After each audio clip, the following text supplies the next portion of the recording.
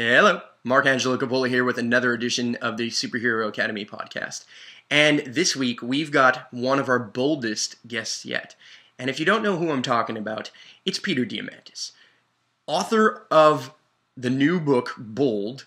He is going to blow your mind. He's a serial entrepreneur who has started 17 companies in his lifetime, and these just aren't small little itty-bitty companies that you've never heard about. Things on the scale of Singularity University, Planetary Resources, Human Longevity Project, X Prize, and he's a New York Times bestselling author of Abundance, which Bold is the kind of the sequel to. So if you haven't heard of Peter Diamandis, you're going to learn a lot about what it takes to think 10 times bigger. Because Peter, more than anything, in my mind, can attribute his success to having shifted his mindset into a space where he can affect a billion people, right? Because he says, if you want to be a billionaire, tackle a billion-person problem and fix it. Be a part of the change versus just the ones who are absorbing the news and listening to the media. And we talk about all kinds of stuff, including the fact that he doesn't listen to the news and doesn't kind of go down that depressing route of, you know, all the CNNs and Fox Newses of the world. We talk about what he does for fun.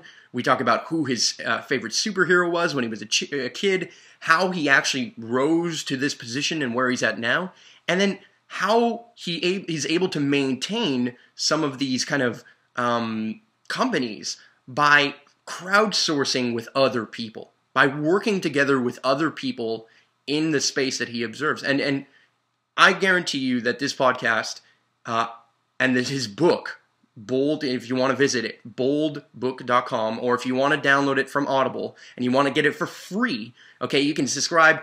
One of our sponsors for this podcast is audible.com. If you subscribe, you can download his book for free if you haven't already subscribed to Audible. And if you have, get the book. Trust me, I've been listening to it for the last couple of days. It revolutionizes my thinking on crowdsourcing, which I'm working on a crowdsourcing platform called greenseed.me. It revolutionizes my mind on crowdfunding and getting, when to launch, how to launch. It's really a how-to guide on how to be more bold, how to think 10 times bigger, how to actually adopt the mindset not only of a billionaire, but of somebody who is going to change the world, right? Everyone wants to have a legacy, and Peter is well on that path. So without further ado, here's Peter Diamandis. And don't forget, if you guys get inspired by this, like, comment, share, subscribe. Friends who care share, guys. If this podcast blew you away like it blew me away, and how excited I am about this podcast, please go and rate this podcast. Please let other people see it. Make this go around the world. And find a way to step up into your boldness too, because that's the number one thing that you can do, right? Find a way to step into your greatness. Find a way to think 10 times bigger what you're doing, because you know what? When you think bigger, it will actually become easier, and I mean that. People look at us at the Valhalla movement and everything that I do at times, and sometimes they ask, like, wow, what made you think about this? What made you dive headfirst into this? And more so than all the tragedies of sustainability that I had learned about through watching documentaries or YouTube videos or searching on Google, really what kind of, I always had this philosophy is that the bigger the idea, the more people actually get excited about it. And the more people get excited about things, the more people join in on helping and being a part of that mission. So if your mission gets clear, if you're able to rally the troops behind some kind of communal cause, right? And go beyond the levels of what is called super credibility, which you can learn more about in the book, you will succeed. You will find people rallying behind you. Okay, so if you guys want to learn more information about how you can be more bold, please go and download the book at audible.com or visit boldbook.com. You can find all these links in the description. And again, don't forget to share. Thank you so much, guys, for listening. And I hope this inspired you to be the everyday superhero that you know you have inside of you.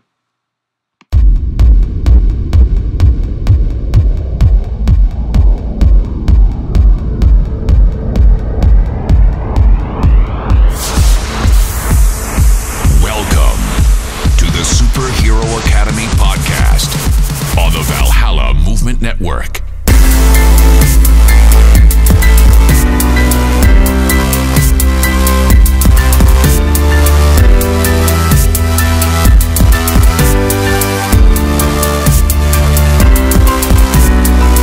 Hello, Mark Capola here with another edition of the Valhalla Movement Podcast. And today we have one of my personal superheroes, Peter Diamandis. Thanks so much for joining us, Peter.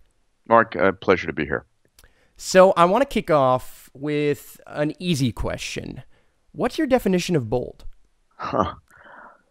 Maybe bold is a bit of what scares you. Maybe it's the idea of doing something in the world that actually is your legacy, is the most important thing you can be thinking about doing, something which you're at the end of the day wakes you up in the morning and makes you feel like you're contributing to humanity in a way that gives your life purpose and meaning. And I think in the world today, we all deserve that, and we can all have that. So for those who don't know you, what does that mean to you then? Like what gets you excited? What, you woke up this morning, what is getting your blood pumping? Well, so I run or am involved in running 4 organizations, each of one of which is sort of my bold purpose in life. The X Prize Foundation is I'm the offices right now, where we look at what are the world's biggest problems that should be solved that aren't solved. And then what we do is we launch large-scale global competitions to inspire, incentivize entrepreneurs to solve those problems. Our first one was for private spaceflight. Most recently, we launched an X Prize called the Global Learning X Prize, put up $15 million of prize money to reinvent how we teach kids around the world. So can we help 250 quarter of a billion kids who will never have schools, never have teachers, learn from an Android application how to read, write, and do basic math? Wow. It's about getting global literacy. And then we have another prize called the Qualcomm Tricorder of can we build a device that can allow parents, moms or dads at 2 in the morning when their kid is sick to diagnose them without having to go to the hospital, a doctor or nurse. It's about, democratizing access to healthcare. So X Prize puts up these massive global competitions and says, this is a bold vision of where we're going to go. The first person to get us there wins the 10 million, the 20, the $30 million, and the gratitude of humanity, by the way. Another company I'm involved in called Human Longevity Inc. It's the world's largest genome sequencing facility. We're about reinventing healthcare. The goal is to target and really drive solutions in heart disease, cancer, neurodegenerative disease by creating the largest database of information, because we are all genetically coded for. Our mom and our dad gave us our genome, and it determines what diseases you'll come down with, how old you'll grow, whether you're a good learner or not. I mean, all these things are, in fact, very much of it is nature. And we're learning more and more how much that is. And HLI, for me, is a bold mission about reinventing healthcare in a massive fashion. The other company I run called Singularity University in Silicon Valley is really about teaching the top grad students and executives around the world about the most powerful technologies in the world. And here we inspire students to create a company that can impact the lives of 1 billion people. So wow, quite the easy task there. Well, it's become, it's funny to say that, but it used to be that 1,000 years ago, the kings and queens were the only people who could affect anything on a national or regional level. 100 years ago, it was the industrialists, the robber barons, the John D. Rockefellers, the Carnegies, all these guys who could do anything. Today, it's you and I, right? It's everyone listening. If you truly are passionate about making change, you have access to crowdfunding through Indiegogo and Kickstarter. You have access to the world's information through Google. You have access to, cloud computation through Amazon Web Services. You have power at your fingertips. You may not realize it, but power at your fingertips to do what only the government's largest corporations could do. And my job is to wake everybody up and have people realize how powerful you are and that you can make your dreams come true. You can change the world. You can impact a huge number of people. You can solve the problems that inspire you. And BOLD is my how-to manual for that purpose. Yeah, I mean, and it's quite the how-to manual. So Bold is obviously the newest book that you just came out. That's kind of the sequel to Abundance, correct? And It Abundance is. is where you talk about basically where we're living in a world of abundance, right? We're kind of bombarded all the time by the media about everything that's going wrong. And I spent a year watching 50 plus documentaries, okay? And in that year, it's safe to say that I was depressed, okay? Because everyone was talking about the problem. Everyone was talking about exactly, oh, this is happening, and climate change, and some of the biggest challenges facing water and everything you can possibly think of. But it seems like you're unfazed by that, through the fact that you focus on the positive and you focus on what you can do and not just what is happening, right? And focusing on that, you're talking, in your book, you mention about this new asteroid that's coming towards Earth. And I know you're involved in a whole lot of stuff dealing with space, but I know you're not talking about a real asteroid. So what is that asteroid that you're talking about? What is happening right now? What opportunities are arising to the surface that now might lead to the next trillion-dollar industries, let's say?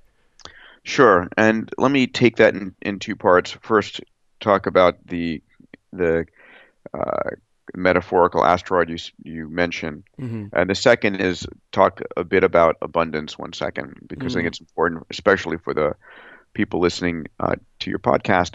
The asteroid, so 60 million years ago or so, an asteroid hit the Earth and wiped out the dinosaurs. And the reason that it wiped out the dinosaurs, besides it made it friendlier for us humans, was that it caused the environment to change at such a rapid rate that dinosaurs, which were large, lumbering, slow-moving animals, could not adapt. And the furry mammals, the scurrying little mammals that were just, able to move around rapidly, adapt very quickly. They were agile, they were nimble. They survived and they dominated and they became us. We're their descendants.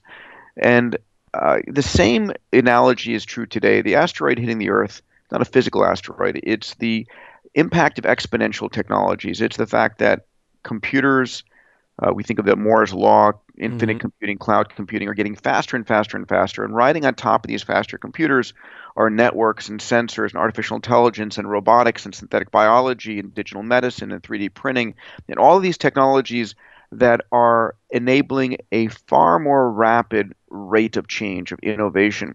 So the large lumbering companies I use in my book, Kodak, is the example that wasn't able to adapt to digital photography fast enough, even though they invented digital photography. Yeah. They ignored the fact that they thought of themselves as the paper and chemicals business, right? They would take your film, they would develop it. You were lucky if a few photos came out. You'd print them, and that was the business they were in. And you'd pay for the printed photographs whether they look good or not. I don't know if you remember that. I remember that very clearly. I know, I remember. I mean, I'm fairly young, but not that young.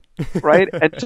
And now in the year that Kodak went bankrupt, in 2012, another company called Instagram, also in the digital imagery business, got acquired by Facebook for $1 billion. But they had 13 employees, right? So you've got this massive global brand called Kodak, going bankrupt. Everyone knows about, obviously. Everyone knows about, right? A brand like you could not buy. And then you have Instagram with 13 employees being valued and acquired for $1 billion. And this juxtapositioning is sort of the wake-up call. That's, in Kodak being the dinosaur, Instagram being the nimble, furry mammal.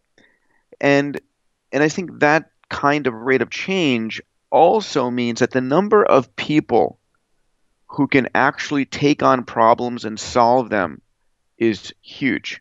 So it used to be the kings and the queens, the government leaders, the industrialists were the only ones who could solve a big problem. Now it's all of us, right? I mean, I'm constantly kicking people in the butt and saying, okay, if you're sick and tired of that, stop complaining, go and solve it. You can. And that's my mission.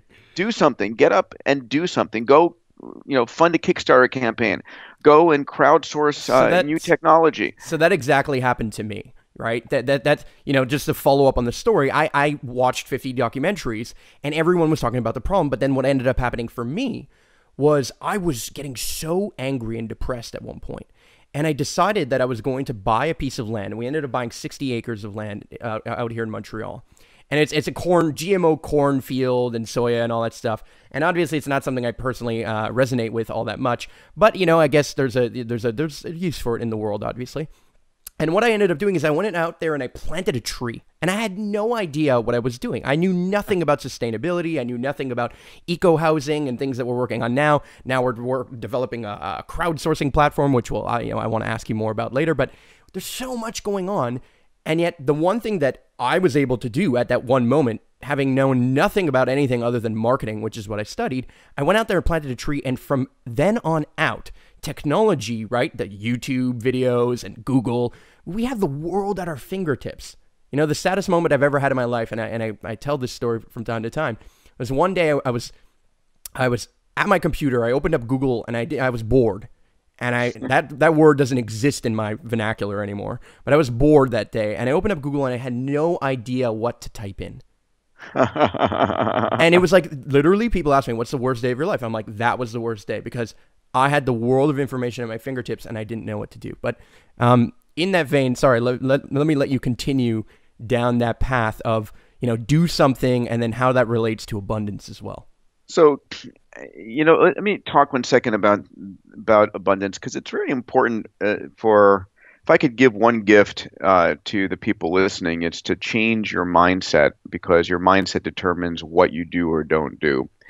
And all of us, when you get up in the morning and you turn on the radio or you watch CNN or you open the newspaper and you flip through the pages and you see this murder here and this terrorist activity here and this bombing there and this whatever, all of this negative stuff that is just massively, 10 to 1 negative stories on the papers and the newspapers and so forth. And the question is, why does that exist? And, I realized a long time ago that the news media is a drug pusher and negative news is their drug.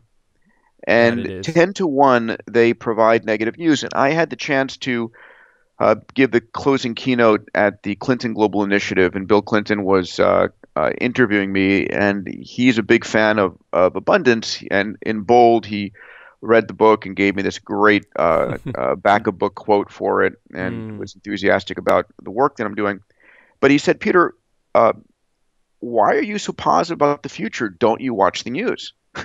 and I said, President Clinton, 2 reasons I'm positive about the future. First, I try not to watch the news. And the second is that I look at the data. And the data shows us that the world is changing for the positive at an extraordinary rate. And the challenge is that it's not what the news media shows us. Not at all. And so let me give a little context because people are going, what? What are you talking about? I watch the news. It's crazy out there. Is it even moral or ethical to bring a child into this world, which just knocks my socks off? And so here's what I want people to think about. First of all, if you look at the last 100 years, the per capita income, the wealth of every nation on this planet, the wealth of every individual on this planet has more than tripled. The lifespan has more than doubled. The cost of food has dropped 13-fold, 13 times cheaper to get a meal today per adjusted dollar than it was 100 years ago. The cost of energy has dropped 20-fold. Transportation's dropped 100-fold. Communications dropped over 1,000-fold. And a friend of mine, Steven Pinker at Harvard, wrote this amazing book called The Better Angels of Our Nature that shows us, without any doubt whatever, the data that we're living during the most peaceful time ever in human history, right? But you wouldn't know that watching the Crisis News Network or the constantly negative news network or whatever you call CNN these days. And the reason for that is, there are cameras everywhere on every cell phone. So there's a global distributed communications network, and we pay 10 times more attention to negative news than positive news. And that was for evolutionary reasons. If you missed a piece of good news back a million years ago, well, too bad. If you missed a piece of bad news, your genes were out of the gene pool. You were lunch for some animal. And so we an ancient part of our temporal lobe called the amygdala pays 10 times more attention to negative news than positive news, and the news media knows this. The old saying is, if it bleeds, it leads, right? It's on the front page Mm. news. And we pay far more attention to murder, disaster, all these words that are negative words. And is that And because of our biology? it's because of the wiring of our brain. Mm-hmm. And and so if you think about it, what's the news media's job? The news media's job is to deliver your eyes and ears to their advertisers. Mm-hmm. And so if you pay more attention, if you're glued to the set during a disaster, they're also going to get better ratings for. And so I just want people to realize that, right? I actually don't watch the news. I'll get my news information from a Google filter. I'll listen to podcasts like yours. I'll have What key. podcast do you listen to? Well, I'll Tim Tim Ferriss. Ferriss. Tim Ferriss Tim is Ferriss. I know dear, that I listened to that one. is It a was dear is a dear friend. Yeah. yeah. So anyway, the point being that we can selectively uh, get the news from our social networks and from certain news feeds Mm-hmm. and not allow all this negative news into your life, right? You'll be a happier person. You will think better about the world. You'll get hours of your time back per week. Mm-hmm. So try that media diet is what I'll say to people. But my point about bold is if you don't know your passion, right? If you don't know what you're passionate about, read Bold because it will help you find what you're passionate about. One of my missions is to help people first and foremost understand what you're passionate about, to inspire you to find what you want to do when you're a kid. Mm-hmm. If I gave you $1 billion, what would you do with it? First and foremost, what is your passion? What's your mission in life? What's your massively transformative purpose? The second is that you'll get out of Bold, and there's sort of a how-to nugget on every page, is the concept that you can now take action on your passion Mm-hmm. and make a difference in the world. And you Mm-hmm. have all of these resources.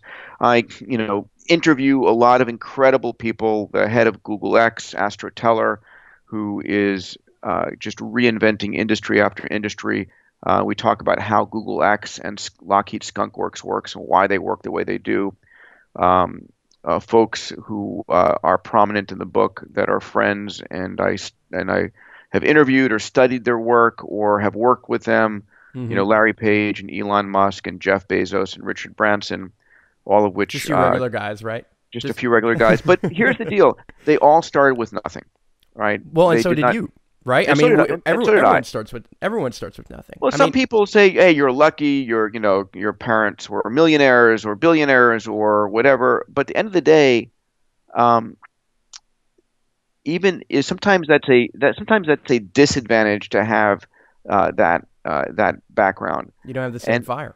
you don't have the same fire. And having that fire driven by a passion, by your purpose, what wakes you up in the morning, and then realizing today, and this is what Bold was all about, that the tools you have in crowdfunding, in incentive competitions, in crowdsourcing, in all the exponential technologies, in moonshot thinking, and all of these things we talk about are the tools that allow you to really go and do something significant with your life. Mm. And I have so many people who have been successful in life that now want to be significant in life. They want to do something that they're proud of for themselves, for their kids. I'm noticing that. I'm working with some pretty high level entrepreneurs myself, and what the podcast that we're talking on is called Superhero Academy. And a lot of people are had wild success making money or doing whatever it is, online launches, you name it.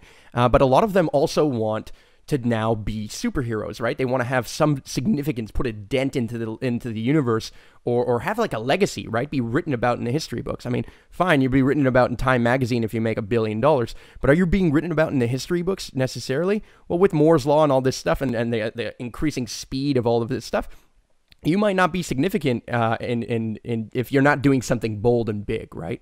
Yeah. So, with that theme in mind, with the superhero mindset in mind, when you were a kid, did you have somebody you looked up to? Who was your superhero at that time? Like who was your superhero at that time, and who's your superhero today? Probably Captain Kirk back then. So, I mean, I grew up at the tail end of Apollo. Star Trek was on the TV stations. I was enamored by space. Mm. My dad my mom and dad grew up in a small island of Greece, moved to the U.S. I was a first generation American, and my father basically worked his way through medical school and became a New York OBGYN. Mm, And just the arc of his life with what he basically barely had food to eat when growing up mm, to where he got to made him a hero for me as I understood the challenges he went through. mm. Uh, but it was reading a lot of science fiction. It was envisioning the future and asking, why can't we be there? Um, and just, Which led basically to X Prize in the end, right? I mean, that's yeah, kind of what kind of, I mean, having listened to Tim Ferriss's podcast and stuff, and having read and about this, you just had this idea of wanting to go to space more than anything, right? I mean, there's some degree of like, hey, I want to go to space. I'd love to be able to see this happen in my lifetime, and I'd love to experience it myself. And then you literally pulled, part of my expression, but pulled it out of your ass. You announced this massive prize, and then all of a sudden it worked, right? So tell a uh, little bit of that story. Tell a little bit about how, like, yeah, you had this upbringing, so I and you so I were grew up, enamored by space, and then all of a sudden this happens. yeah, I grew up believing that the human race was traveling to the stars, that NASA was going to get us there, and then the more I learned after Apollo was canceled and the shuttle program barely survived, and got to meet a bunch of astronauts when I was at MIT at school, and ultimately realized I wasn't going to go there through NASA. Hmm. And in fact, I chose not to apply. My chances were 1 in 1,000.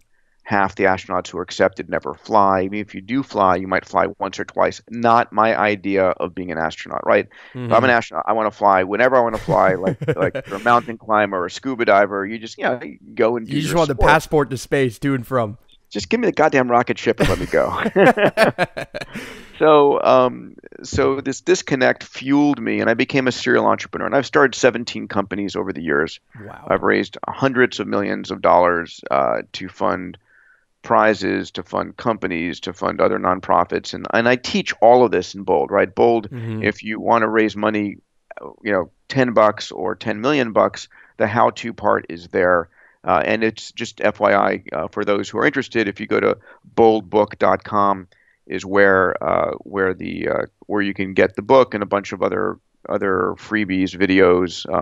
Yeah, I'll put the links in the description Yeah, for anybody who's listening, and I attest to the fact that you definitely do tell all in this book. It's not just this book about what your story is. It's really some serious information down to specifics. Like even I was listening to it earlier. Oh, make sure to launch on a Monday to Thursday, or because less people are online on Fridays to Saturday or Sundays or something like that. You know what I mean? So down all the way to something like that.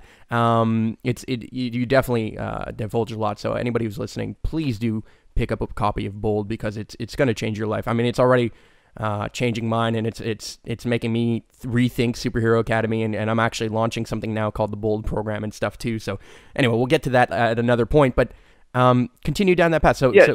So I gave up on NASA being the way I was going to go, and then one day a friend of mine gave me a copy of Lindbergh's book called The Spirit of St. Louis, and it is his autobiography that won the Pulitzer Prize in the mid '50s, and it described the fact that he crossed the Atlantic in 1927 not on a whim, not on a dare, but to win a prize. mm, And so I said, prizes, and I started researching prizes. And the idea, actually, by the time I had finished reading Lindbergh's book, I wrote down X prize at the end of the book.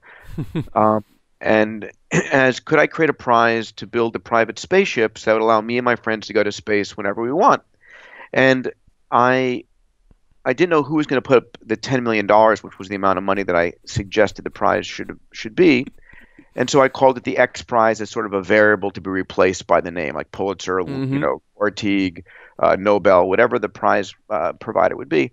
Ultimately, it was underwritten by a private family, Anusha and Hamid Ansari, and they put up the capital. It was the $10 million Ansari X Prize, and it inspired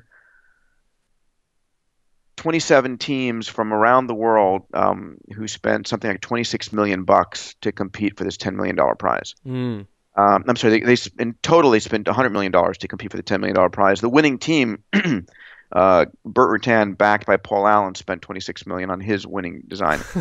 But it worked, and Virgin Galactic, Richard Branson bought the rights to the winning technology to create Virgin Galactic, and now there are, hundreds of people, including myself, that have a ticket to go. Wow. I mean, that's just incredible. That's absolutely incredible. So I've got two major questions for you, and I think these are questions that you kind of cover in your book. Definitely one of them is, and then the other one is a little bit unique because we're so used to seeing your highlight reel, right? We see all the things that come out, like the bolds and the book and everything you're doing, Singularity University, human longevity. Like, there's so much awesome positive news that you're working on, and I mean, 17 companies is quite the track record. But what are some of the challenges that you face? What are some of the things that, like, on a day-to-day basis, you wake up in the morning and like, man, we need this, or I wish I had help on that, because not everyone is going to be the leader like you. Some people, and I know everyone can, and I'm encouraging that everyone who's listening to this does, but sometimes in that position of becoming a leader, you have to learn from those who have done the masters to some degree, right? So what does the masters like you feel in terms of a challenge? So the challenges, I think, are always fundamentally the basic challenges. It's just a matter of scale of the challenge. So I'm constantly raising capital for bigger and bigger goals and projects, right? My company, Human Longevity, Inc., HLI, which is, we're raising the tail end of our B round now. And but it's now, instead of raising single digit millions or tens of millions, it's hundreds of millions of dollars to go and do these large scale global projects. We just announced a new company that I'm on the founding board of called Hyperloop, which is about reinventing the entire transportation. Imagine supersonic ground transportation. Elon Musk made the concept popular about 3 years ago and open sourced some of the key concepts there. And which is amazing because a whole lot of people joined the project. Having read about it, a whole lot of people joined the project literally as volunteers, saying, hey, if we join now and we contribute, can we get a cut of the company kind of thing, just because they love the idea so much and it was so bold, really. And then, Planetary Resources, we are built, and so I didn't mention it, but Planetary Resources is one of my epic companies. It is a company I'm co-founder and co-chairman of. It's built a brand new generation of spacecraft that are 100 times cheaper and able to go into deep space to go to near-Earth asteroids for prospecting missions. And these asteroids are rich in fuels, in platinum group metals, and we talk about sustainability. Imagine if you didn't have to rape and pillage the Earth to get resources. Imagine if, instead of digging up the Earth to get access to precious metals and rare earth metals, that you could get those from the asteroids which come close to the Earth, in which the metals are far more plentiful, that's homogeneous ore bodies, and had no environmental impact on the planet. I mean, so it's a different way of thinking about the future of resource extraction. And so Planetary Resources is huge. So for me, it's getting the best talent in the world, getting access to the capital to leverage it, to do big and bold things. It is, just execution. But one of the things that I'm trying to do, and it's part of my massively transformative purpose, is to help entrepreneurs go big and go bold. Right? Don't work on the next photo sharing app. What is what is a big challenge in the planet that you want to dedicate your life to solving? And I'm at odds with with the concept behind the Giving Pledge that Bill Gates and Warren Buffett announced years ago, which they were trying to get people to sign up to commit to giving money to a charity. And I'm like, the act of giving money to a charity isn't enough. What I want you to do is not a giving pledge, but an impact pledge. Like, I pledge to wipe out measles or malaria, which Bill Gates is working on doing at the malaria side, right? Or to get rid of every pothole in my city, or to reform education in Nigeria, or whatever you're passionate about. Make a pledge that you're going to commit to solving that problem, and then go and solve it. And so my goal is to help people realize that if you want to become a billionaire, help a billion people. The world's biggest problems are the world's biggest business opportunities. That beautiful alignment exists today. That right there, that nugget, just that one piece of information. If you want to help a billion, if you want to be a billionaire, help a billion people. That is so game changing. Like most people are thinking about how am I going to get the next paycheck, right? Most people are thinking about where am I going to get the next job, or how can I apply to this, or what small little thing can I worry about for myself that's going to get me there. But it seems like the bigger the idea, and I've been kind of playing with this more and more, and I'm kind of getting bolder and bolder myself, the bigger the idea, the actually easier it gets sometimes, because the crowd starts getting behind it, right? As long as you can craft a story, lead with your why, do the whole Simon Sinek thing. And then, I started my first marketing company is called Why, simply because, all that kind of stuff. Like I totally got that. And then as long as I was able to tell the story, communicate the mission very clearly, then people were able to get behind it. And now I haven't done something nearly as bold as you at this point, but it seems like you're operating on the exact same strategy. I mean, it seems like you announce something really, really big, whether it be X Prize at the beginning or the Human Longevity Project today, and then people get behind it. The crowdsourcing of these ideas really is an exponential kind of technology or mindset shift, I think, that is happening. And I'm very much experiencing it, right? I mean, we look at the world of crowdfunding, but crowdfunding is one thing. It's mainly just for the money and audience and portions of things. But what about crowdsourcing? Crowdsourcing talent, crowdsourcing resources, crowdsourcing volunteers, crowdsourcing all of that. What role do you think crowdsourcing has in the future? How is that going to exponentially kind of carry some of these big, bold ideas and missions and impact missions forward? So you're absolutely right, and but there's a way to announce your idea, and I call it giving birth to your idea above the line of super credibility. I won't go into the details now. You got to read the book. The how-to of that, but when you can in fact announce your idea, your big, bold idea, in a way that it's taken very serious by a large number of people. And I also, listen, to be clear, when I started my journey here of 17 companies with nothing, and I actually took step by step by step, and it's important for people listening to realize, if you've got a going company, if you've got cash in the bank, great. I will help you figure out what is your moonshot. Where can you go 10 times bigger versus 10% bigger? Very important, right? What is your massively transformative purpose? Your MTP that fuels you, that gets you out of bed in the morning, and then your moonshot that allows you to really distinguish yourself, differentiate yourself from the crowd, and really change the world and create wealth and meaning and purpose and significance in the process. If you have nothing, if you're in school right now, if you're just out of school with a mound of debt, I'm not going to tell you to go and touch lives of a billion people, but I am going to tell you that it's important for you to start on a road of step by step, and I share how I did it. Really, how my first venture, I had a group of people who watched me, who I invited to watch me, hit it, aim at a target and then hit it. And that target was small. But when they saw me execute on what I said I was going to do, that group, my circle, was able to back me on my next step, which was a little bit larger, and then my next step. And you carry people who have faith in you, because people back people, and they're going to back you because they see your passion, your inner glow to make that happen, and they see that you actually, when you commit to doing something, you can pull it off, and you're going to pull it off. And my goal is for you to do that and step higher and higher and higher until you are, in fact, impacting millions of people, then tens and hundreds and billions of people. And it's that mindset of being able to go and do significant things in the world that makes this world better and better every year, and really leads us towards this world of abundance. Yeah, I mean, and I think it's important to notice and to note that you never did this alone, right? Every company that you've started involved a group of people, and to be rich, you had to enrich, right? You had to enrich the people that were working with you. You had to have a loyalty to these people to some degree, and you have to kind of find ways that creatively motivate them as well to be a part of what you're doing, right?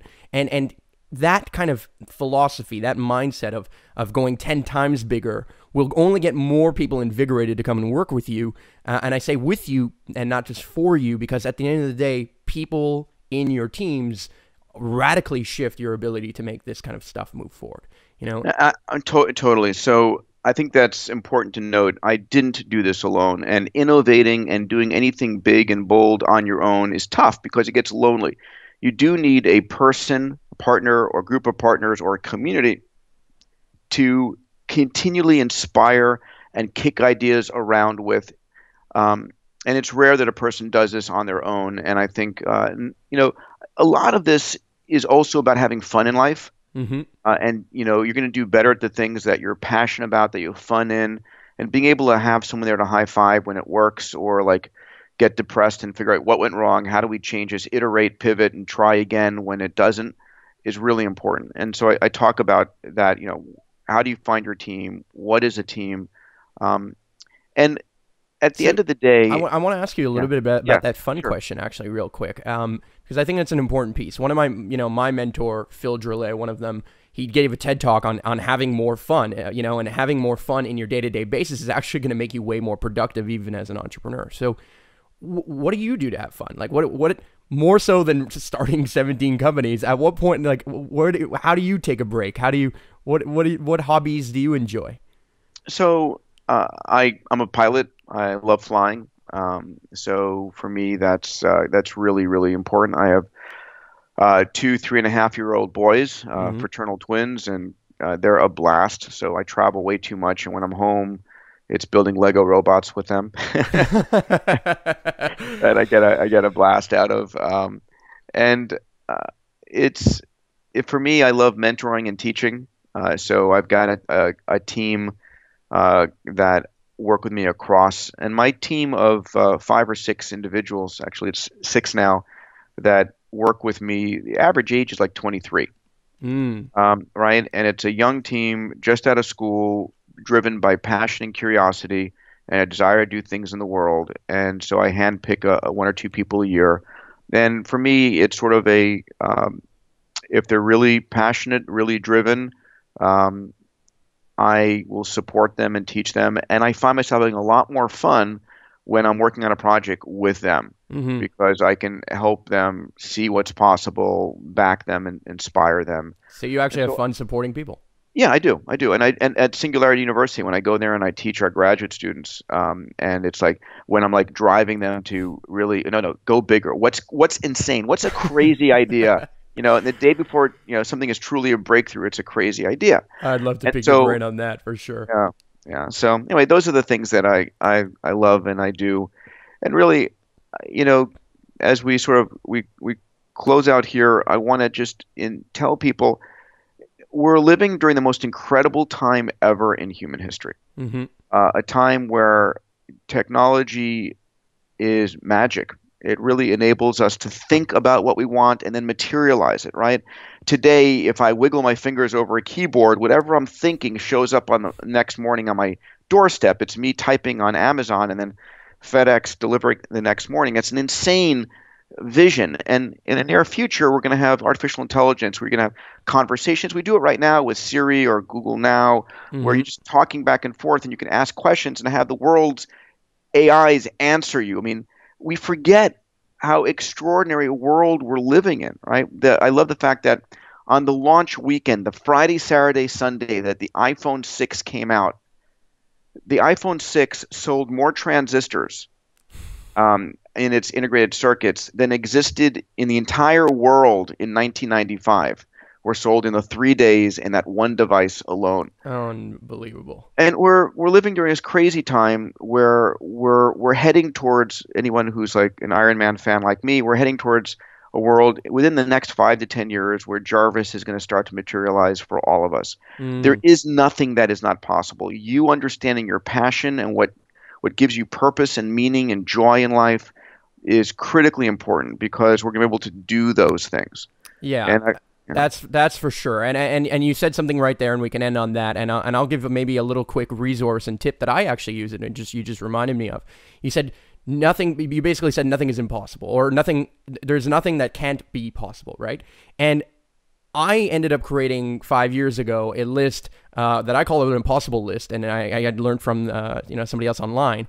And it was just a list of all the crazy things that I wanted to do. Everything from learning how to scuba dive to flying a plane to planting a million trees. And if you can make a little impossible list like that, that might be a place where you can actually get some of these bold ideas and actually use and serve yourself with these ideas, and use the information that is in boldbook.com. And go and check it out. Please, guys, everyone who's listening, don't forget to rate and subscribe and check out and buy the book. It's going to change your life. So thank you so much, Peter, for taking the time today, for dropping some wisdom, and for being bold. Thank you.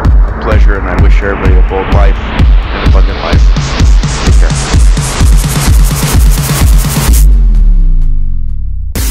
Thanks for listening. Be sure to subscribe to the podcast on iTunes, and don't forget to rate and leave a comment. Until next time, be the hero you've always dreamed of being.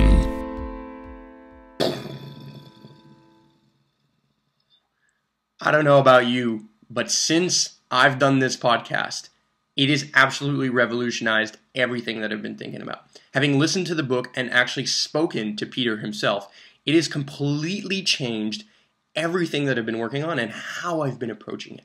So if this inspired you, and this gift of a podcast and this gift of a book that Peter has kind of put out to the world inspired you, then make sure to pass it on to somebody else. Because at the end of the day, we want boldness to go viral. We want more people to step up into their superhero selves. And I believe that being bold, that taking on billion-person problems really is the way of a superhero, really is the mentality of what a superhero would do on an everyday basis. So if this inspired you, don't forget to rate, comment, subscribe, share, and if you have any questions, leave them in the comment section below. And I mean this for questions for myself or for Peter, because if you want to know more about how he thinks or more about what, anything I can answer, I'll be more than happy to make sure to answer all of those questions for you. So don't forget, guys, though, to pick up a copy of this book. And even if you don't think you have the time to read it, get the audiobook. You're going to be able to change your mindset, because whatever problem you're tackling today, chances are you can tackle in a significantly bigger way tomorrow. And I'm telling you that it actually truthfully will make your project easier. The more bold you are, the more people get behind you, and the easier it starts to become. It seems like the universe conspires to make big things happen. But the things that are happening in the middle, they're not as inspiring to us sometimes. So I challenge you guys to think 10 times bigger. I challenge you guys to figure out how you can step up, not play a small game anymore, step up into that greatness, into that superhero mindset, and become that everyday superhero that you know you are. So please, please, please, please gift this to yourself, gift this to somebody else who needs to hear it, and make sure to stay tuned to hear from more superheroes if you want. Now, speaking of more superheroes, I'd love to invite you guys to leave names in the comment section below of anybody you would want to see as a guest on the podcast. If you have a connection to them, by all means, let me know. If you don't, we'll try and find a way to reach out to them or connect to these people so that we can bring them as guests on our podcast as well.